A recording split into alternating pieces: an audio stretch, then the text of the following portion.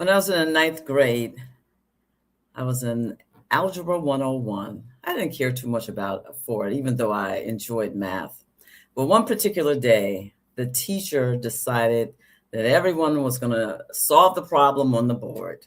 And she walked around the class and then she came to me. She said, Carla, I want you to solve that problem on the board. I said, I have no idea.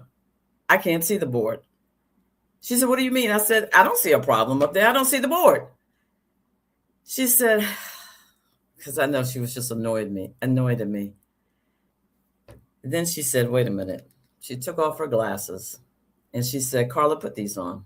Now, these were the 80s big, gigantic glasses.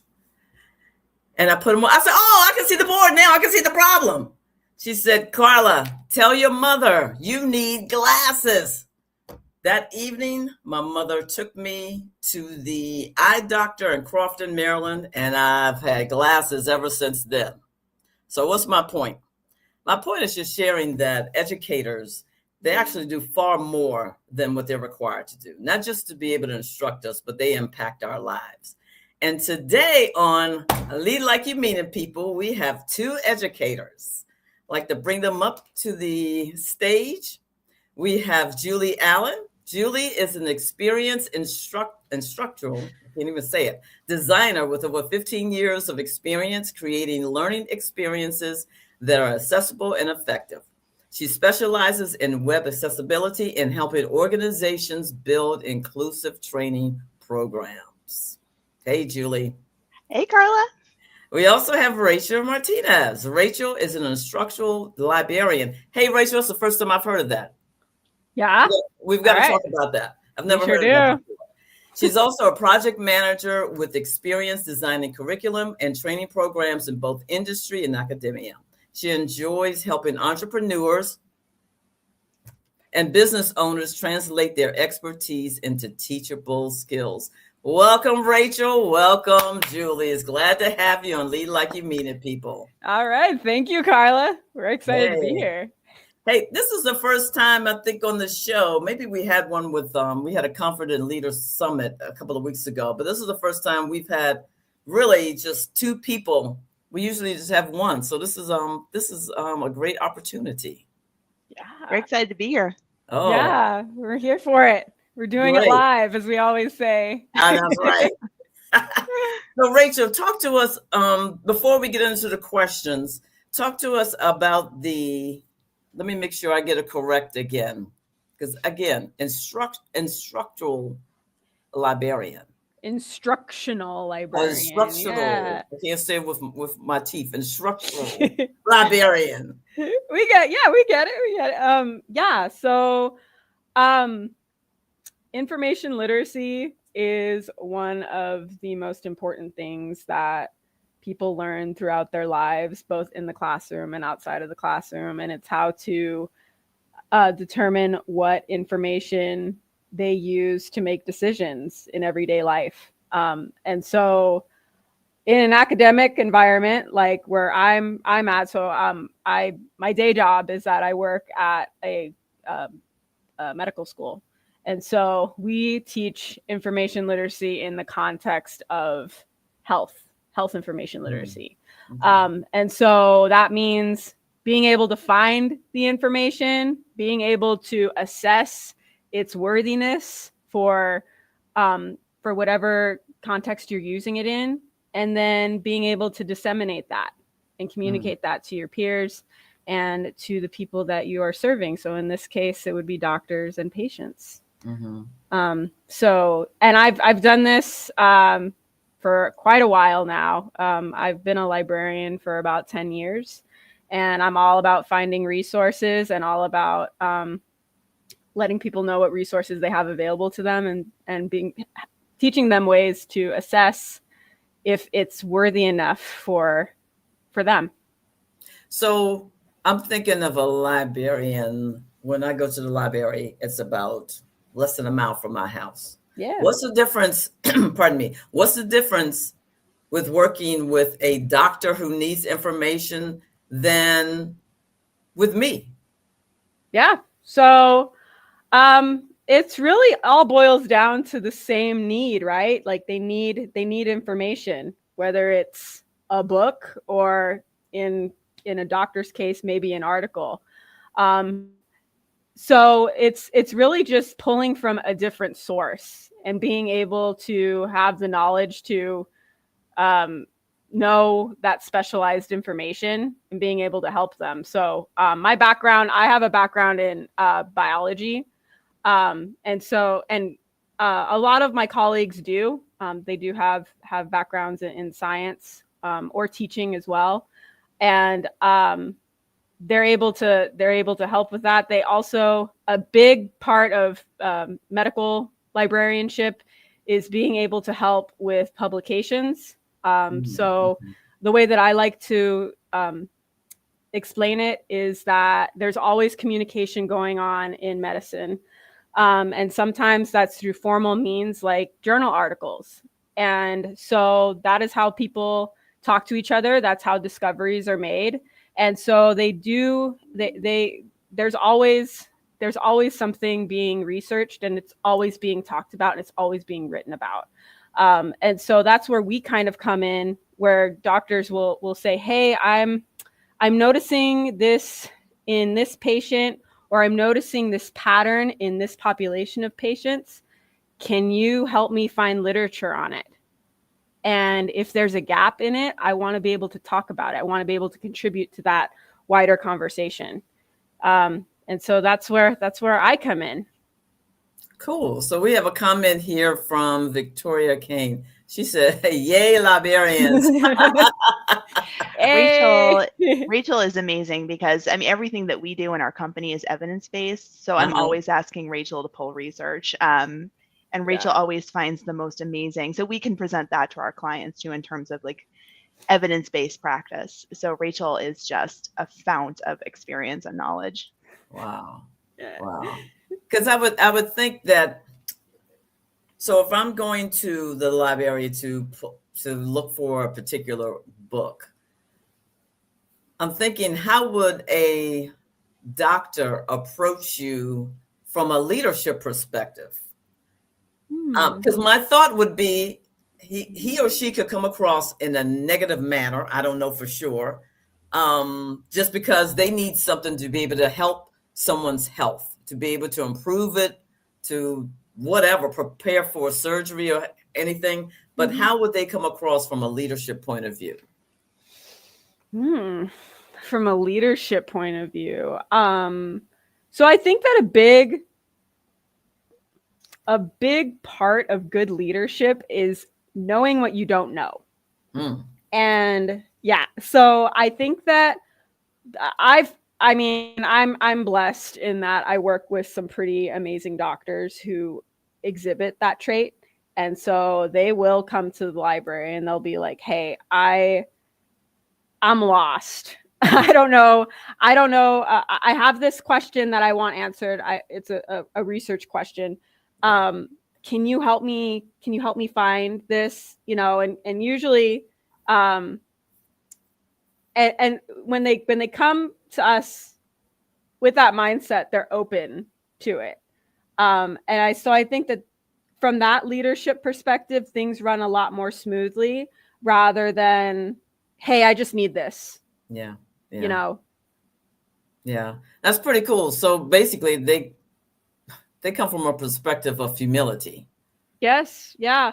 Well, I mean, I would hope that, a doctor would be honest and say, I've never seen this before. I don't know. Let's take a look at the literature. Yeah. And if they don't, then that's a bedside manner that needs to be addressed. Yeah. Because that's one of my things. If as a leader, if you don't know, you search for the information. You can let people know, hey, I simply don't know. You have to be honest and not conjure up something. But at the same time, I believe in hiring somebody who knows far more than you do in a particular area. Exactly. Yeah. So when they reach out to you, that's what they're doing. That's exactly what they're doing. And so, I think that's really what it's all about. Delegating the tasks that you don't have expertise on. Absolutely. Julie, Yes, Hey, Carla. Julie, before we get to you, let's talk about your mama Oh yeah, let's. because she helped us. So I want to hear about She your did. mom's background. Oh yeah, so my mom, she's amazing. So my mom has had a very interesting. She started out as a medical technician. That was before I was born. She worked as a hospital at a hospital, drawing blood and running tests. And I mean, that was, well, I don't want to date myself, right? But that was before a lot of safeguards were in place, right? So she's told me some Mhm. pretty harrowing stories about Wow. slitting her finger on like glass test tubes and this kind of thing. So Mhm. like, but she did that for a long time. She loved science. She tried so hard. My sister and I, we both ended up as English, journalism, literature majors, but she wanted a little science baby so so badly. But so she really loved science. So she did that for a long time. Took some time off and then went back and got a bachelor's degree in computer science at ESU. And Mhm. so that was sort of the second half of her career was working as a software developer. Cool. And she did that for many years before she retired. And so she's my QA person. She's very tech savvy. So and she's got a real great eye for detail. So I ask her all the time to look over my stuff. She's Yeah. amazing.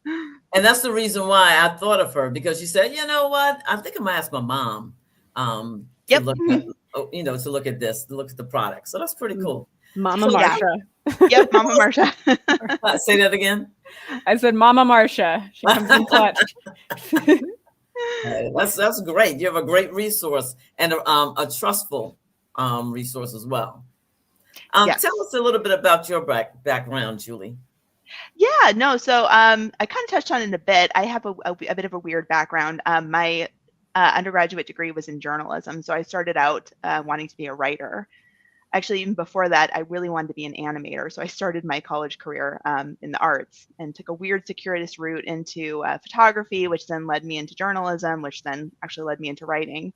So I worked at a newspaper for several years, quickly realized that that was a dying industry and probably wasn't going to be able to make a living. So I took an editing position with a large university here in Phoenix that is really heavily invested in online education. And I worked as an editor in their curriculum department. And that was my introduction to instructional design. I'd never heard of that before as a career path. Had Mhm. absolutely no idea what that was. But what really struck me is how creative everybody was, because really the heart of instructional design is figuring out what is the problem, right? There's some kind of skills gap that's necessitating a course or a training. So what is that skills gap? What is the problem that we're trying to solve for? What are the key skills that we need to build in our learners? And then how do we get them to that point as efficiently as possible? And people were just doing the most amazing creative work too. People were creating games, they were creating simulations, they were creating videos. Like a friend of mine did this really cool video. It was like a zombie theme, like almost like a it was like a comic theme. It was so cool. Just I don't know, people are just doing the most creative, amazing stuff. So I was like, I want to do that. Like what? That's amazing. So I was able to get my master's degree through my employer, and so got a master's in adult education and training, and that's what led me into this career path. So I've worked a variety of universities. I've worked for some corporations before coming into Watch Me into our business. And yeah, I love what I do. It's the most exciting thing. You're constantly working on something different, a new problem, a new area, a new industry, and we get to be learners, which is Mhm. amazing. I love that about my job. I Cool know. beans. So the two of you own a business called Watch Me. Watch me. Yes. Okay. But you Mhm. still have your, I would say, full-time jobs. So correct me if I'm wrong. Yep. Yep. Yep. Okay. Yep. But you have a business. So talk to us, and then I'll say a little later about how we met. Talk to us a little bit about how you all came together as business partners, and really just explain why. Yeah. Yeah. So Rachel and I had the great privilege of working together at another big university here in Arizona. We both worked for the library. I was the instructional designer, the first actually that the library had ever hired, and Rachel was working as a STEM librarian.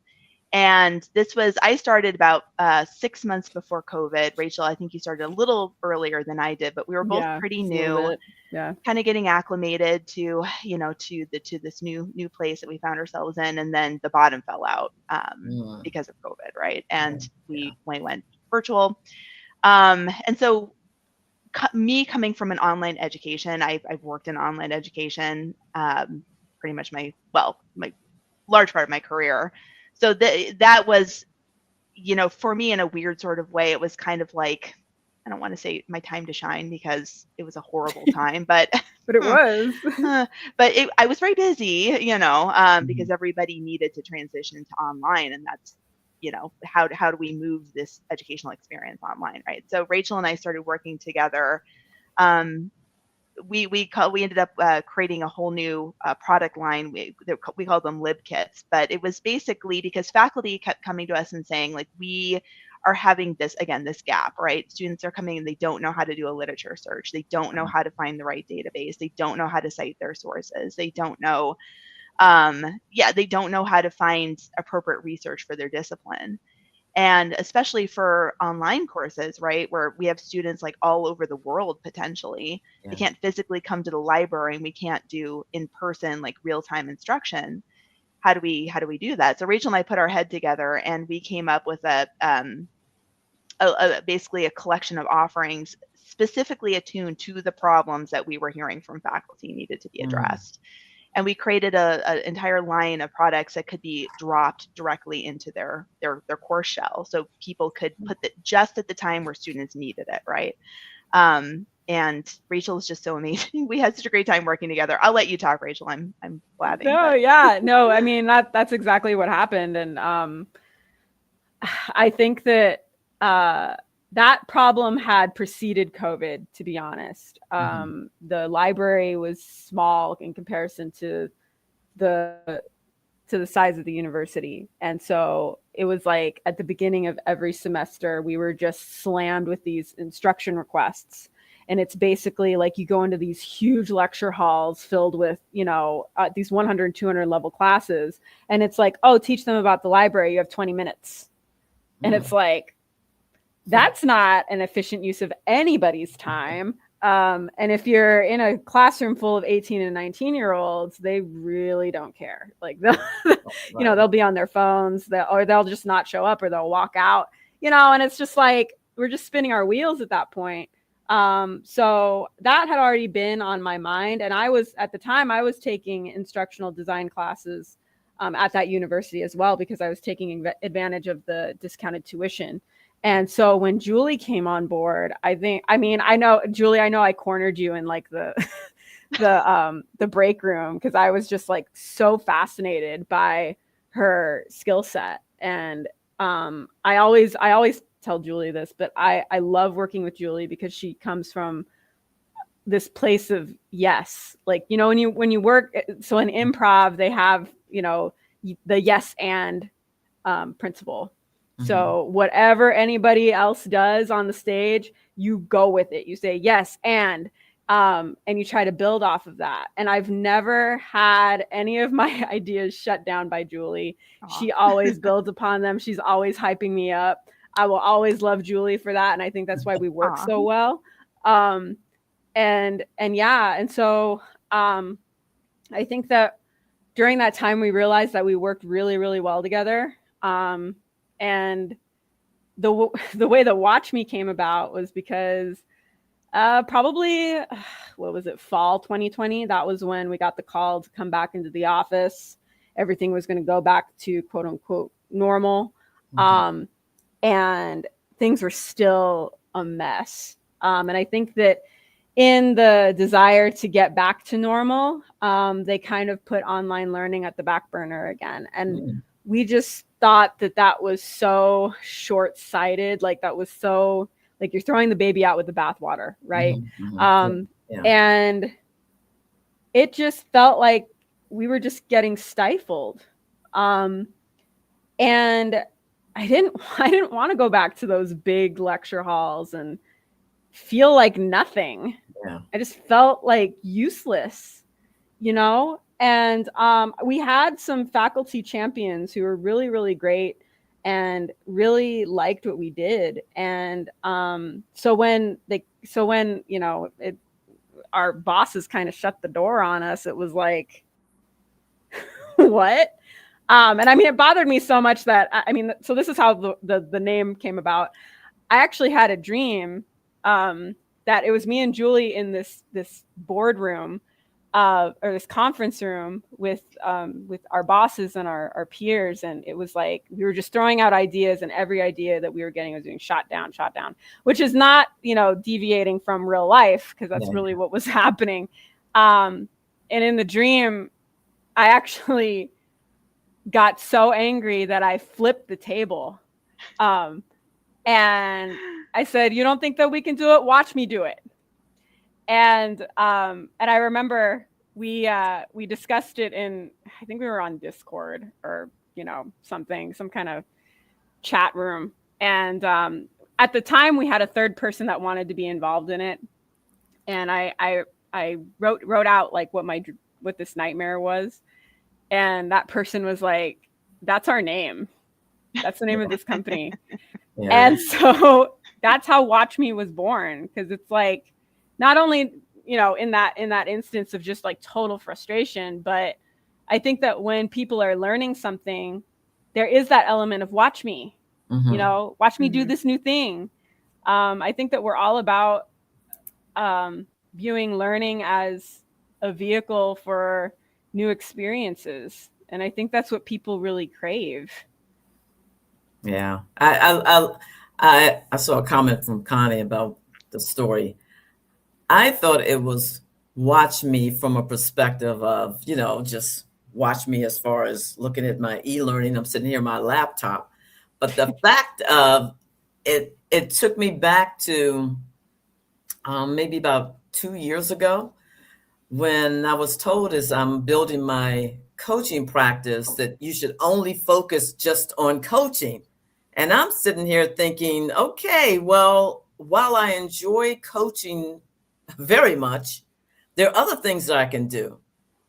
And that's what I felt when you said, watch me, because I thought, okay, I'm just supposed to stay in this narrow lane and not be able to serve people. Watch me do it. Watch me. I think that resonates with so many entrepreneurs. Yes. Because I mean, we all have that element of like of being a rebel in a sense. And it's like, you can't tell me what to do. Watch me. Thank you. You're not the boss of me.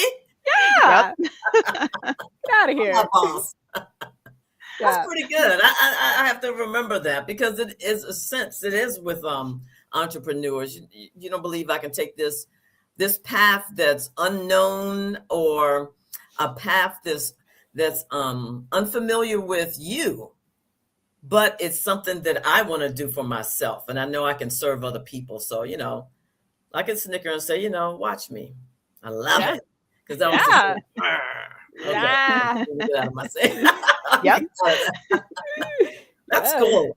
So basically, with you all's business, Watch Me, you solved the problem. We did. We did. And you know, it doesn't come without its challenges. Sure. I think that when we first got started, we fell into the trap of like, oh, we're for everybody, you know, and every you know, coach or mentor that we talked to, they were like, you need to niche down, and it's like, what does that mean, you know? So I think that we just there was a lot of lessons learned along the way. At the time, you know, when we had quit our full-time jobs, I went part-time. I worked retail just so that I could have health insurance. I know that Julie did the same. Yep. But we just had that hustle. I mean, I know that term gets thrown around so much, and it sounds like an entrepreneur tech bro, but I mean, there's really no other way to describe it. And it is what it is. It is what it is. It felt like wandering through the wilderness, truthfully. It felt like wandering through the wilderness and just like being so tired and so sweaty. But but we were having fun. I mean, there's nothing like, you know, meeting together and being like, oh, yeah, I want to try this thing, and we don't have to, go through channels. We don't have to get approval. It's just us, Yep. Waiting for someone to sign off on the document. No, we don't have to Yep. convince anybody. We don't have to make a case, So, and you learn a lot about resilience too. I Yes. mean, Oh, yeah. because you really, you have no one else to approve, like you said, but then also no one else to blame, right? When things Mhm. don't go the way you Mhm. expect. Yes. And and it is definitely scary. But you also learn a lot about, the things that you think would absolutely destroy you, or you think, you realize like, I can get through this. Like I can, you know what I mean? I think, it's definitely can be very harrowing, but I think it's a really good experience. I feel like everyone should start a business at least once Yeah. in their life, because it really does teach you a lot about what you can accomplish. So Yeah, it brings out the good, the bad, the ugly of your personality. oh yeah. oh yeah. Oh Yeah, yeah. because you can go through a situation, and I could always rely on when I was a manager at within Navy. I knew how to take care of things. However, now that I own my own business, it's like, oh, Carla, how are you going to conduct yourself in this situation? Yeah. Mm-hmm. Oh, wait a Yeah. minute. You just can't sit here and say, oh, I'm just going to be a silly Carla, or I'm just going to ignore it and delegate the issue. No, Yeah. you have to deal with it in a Yeah. professional manner. We Yep. were just talking about that the other day, and how entrepreneurship brings out a lot of trauma. And just like yeah, I mean, your Mhm. feet are to the fire. Like, how are you gonna respond to it? I mean, I know that like there were times, and I regret it. You just feel so overwhelmed, you just kind of bury your head in the sand. Yeah. And meanwhile, you got people who you need to, talk to and update. And yeah, so there's a lot of lessons learned, and a lot of accountability that you don't get in other situations. No. Mhm. We have a question here from Victoria. She says, her question is, was there a point where you wanted to give up? Ooh, Victoria, that's a deep question. Very deep. I'll let the ladies handle that. I mean, yeah. I mean, for me personally, I was hungry, like physically hungry. I remember we had a client who, when the bottom kind of fell out, and that was like early this year, or early last year. So like, January 2025, it was just like the writing was on the wall. I was going to have to go back to work. Mm-hmm. And that was really hard. Because yeah, I have a dog, and I have, my own place. But I never wanted to like throw in the towel for Watch Me. Yeah. The way that I got through that was like, it's just going to look a little different, but it's still going to be my baby. Mm-hmm. I never, as far as like quitting, like shutting down the LLC, that never crossed my mind. Yeah. I'll let Julie answer for her own self, but for me personally, yeah. Well, you know what it was is that for me, it was going from, having like a long, and I don't want to say storied career, but like I had a name for myself, right? At the where I worked, and I was known, and then you leave that in the relative like kind of safety bubble of that into going out, and like no one knows who you are. And I have such a weird, it's such a, it's kind of this like ephemeral, like, so what do you do? And I've always been told that, you're too academic, and that's fair. So it's kind of like, how do I explain what I do? Because it is kind of, and so I kind of felt like I'm not kidding, like I really had an existential crisis.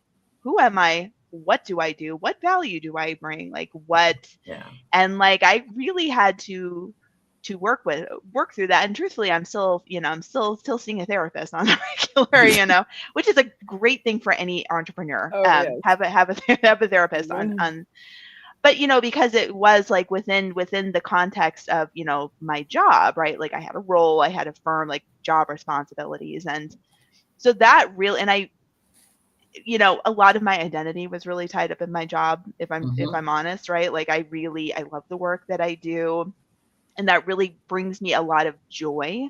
And so feeling like I couldn't do that work, right? Or I couldn't articulate my value, I couldn't, like, it really is like beyond just like money, it really threw me like emotionally through for a loop. And I also went back to work full time because the economy is real strange right now, right? And what I'm doing right now for my day job is not instructional design, and I'll be honest, it's hard. I'm in conversations where I have a lot of expertise, but I'm not necessarily being asked for that expertise, and that is a bit challenging. But it's so that is to say, like, the answer is no. I mean, I love what I do. I want to continue doing what I do. I have a lot of expertise, and that's just never, it's not even a question, right? It's like I will get back to doing that full time. So yeah.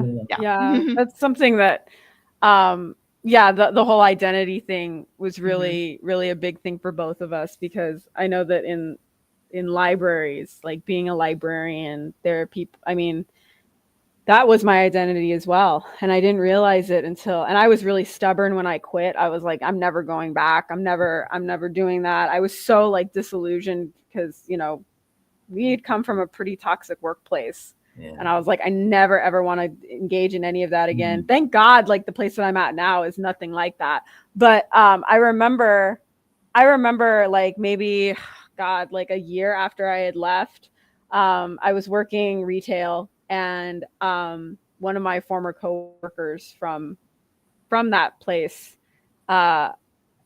he saw me, and I think I was delivering shoes to him, and he just, like, the look on his face was just like, and I was, at the time, I was so like, I don't know, like I felt like that flash of embarrassment, and then I was like, who are you to like, yes, and he kind of said, he was like, Rachel, are you okay? And I was like, yeah, I'm fine. I mean, but it was, I don't know, it was such a weird moment, because I like I said, I felt embarrassed, but then I was like, why am I embarrassed? I'm trying to like do something out here.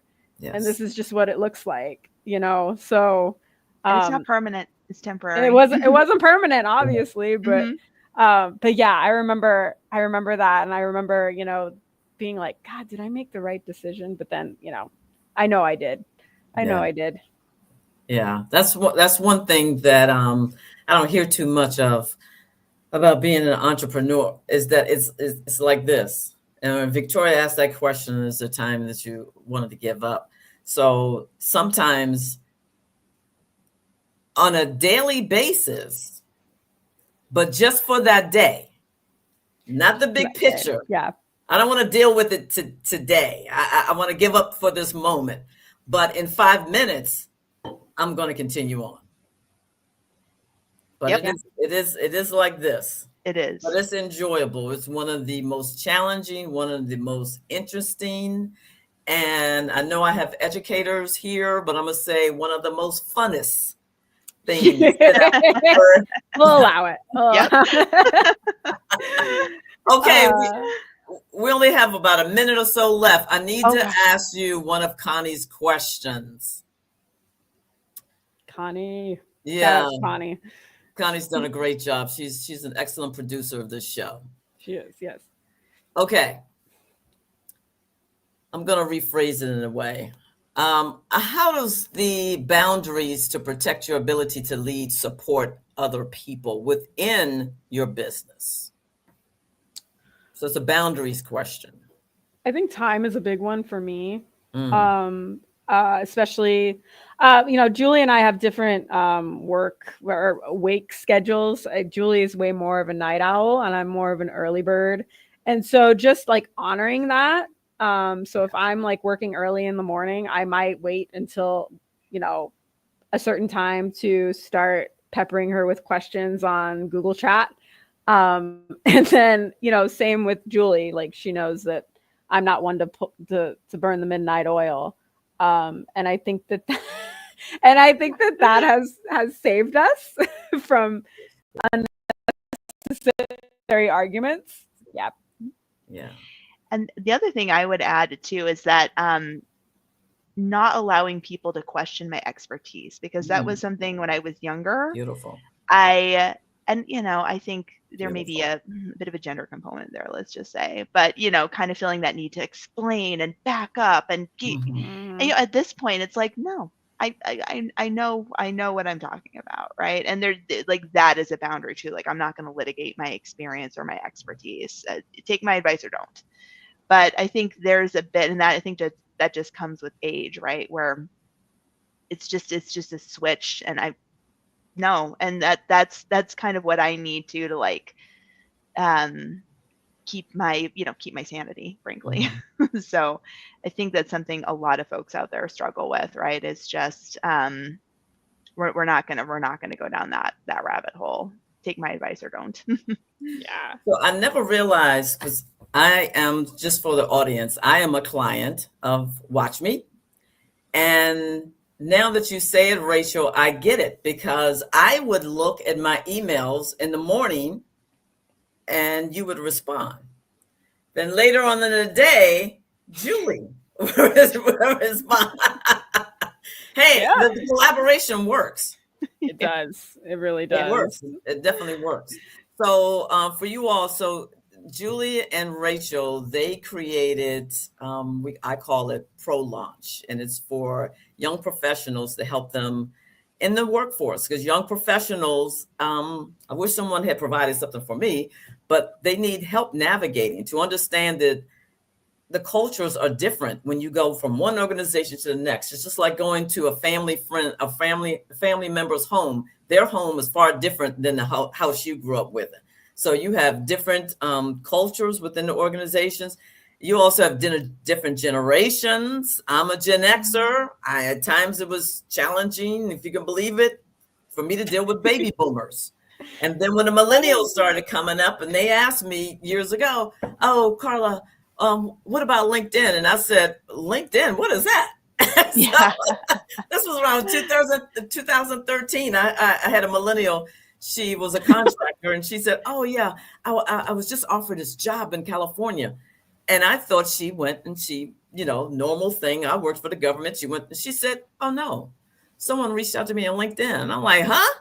But I had to learn how to work with different generations. So it's to help young professionals. The ladies did a fabulous job. So if anyone's interested, reach out to WatchMe. Oh, go ahead, Julie. Well, I just wanted to say, like, a plug for you, because we had the privilege. You lined up an amazing slate of experts to interview. Really that was did. a big part of the project. Was you had this deep bench of expertise, and we had the privilege of interviewing them for the course. And honestly, I learned a lot from getting to talk to those folks. And I still think there's one particular person I think about at least once a day in my job. And really? I'm just like, don't do it.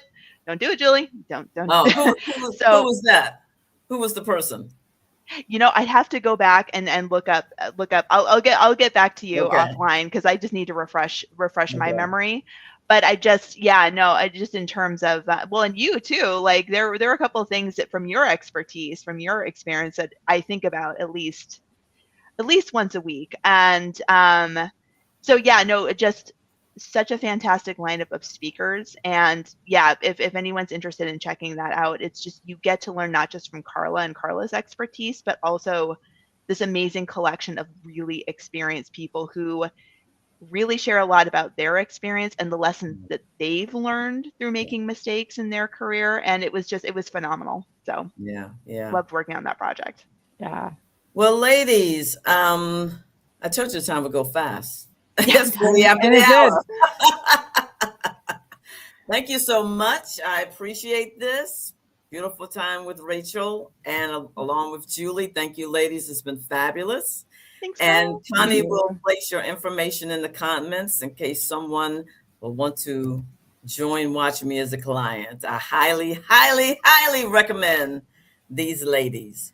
And also, Connie will place in the comments for the hidden, I can't even remember what it is. Connie knows it better than I do. Still waiting. Still waiting for that promotion. Thank you, Connie. Find out what's really holding you back. Get your free assessment on the in the comments. So ladies, thank you again. Thank you, Connie, our wonderful producer. And we are out of here. Have a good day, everyone. See you in 2 weeks. Thank you. Thanks, everyone.